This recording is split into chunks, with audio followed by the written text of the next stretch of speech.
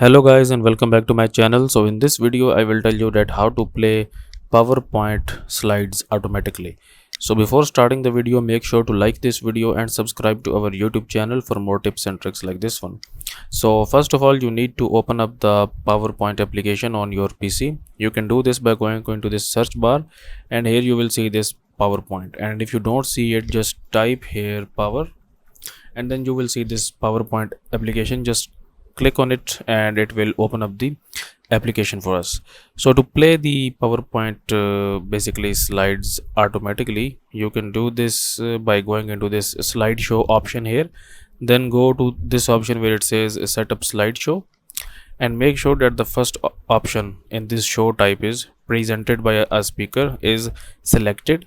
Okay, and in this basically you can choose this option where it says using timings. Okay, and then you will click on OK here, and now when you will play your slide, it will basically navigate from one slide to the next automatically. So that's it for this video guys. If you find it useful, kindly like this video and subscribe to my channel, and I will meet you in the next video.